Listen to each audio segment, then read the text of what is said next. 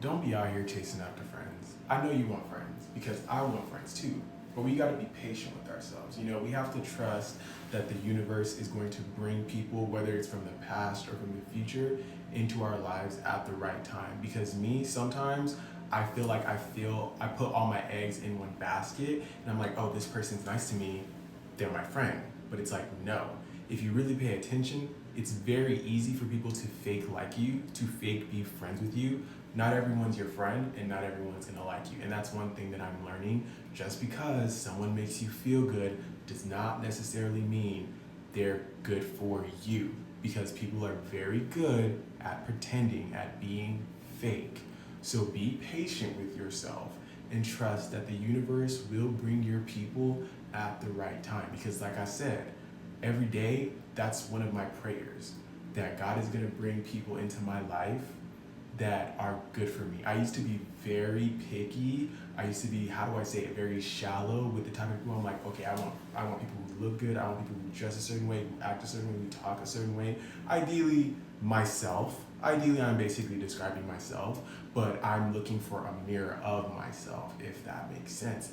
And one thing I'm realizing is like, no, don't do that. Why are you limiting yourself? You're limiting potential lifetime friendships, soul connections based on how they look and not who they are inside.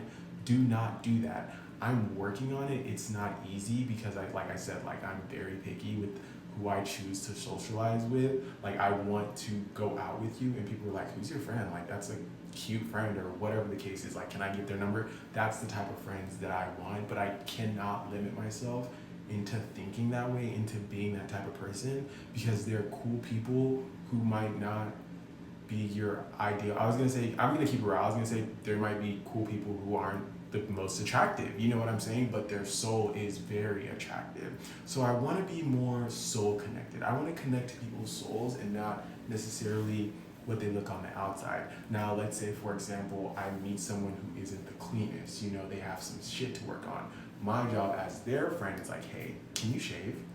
Can you take a shower?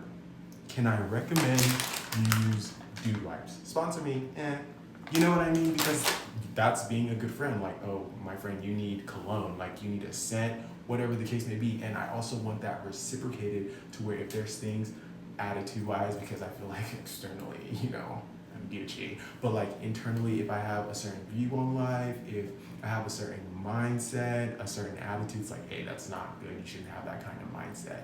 And this is why.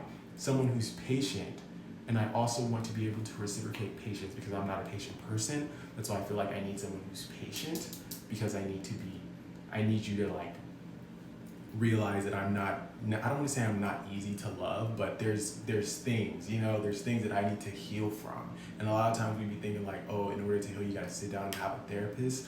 No, I don't necessarily believe that. Because if we go way back when, our ancestors didn't have no fucking therapists. They were creative. They had themselves busy. They were too occupied to sit down and have a therapist. They were just going through the motion of the ocean. You know what I mean? They didn't have such thing as therapists.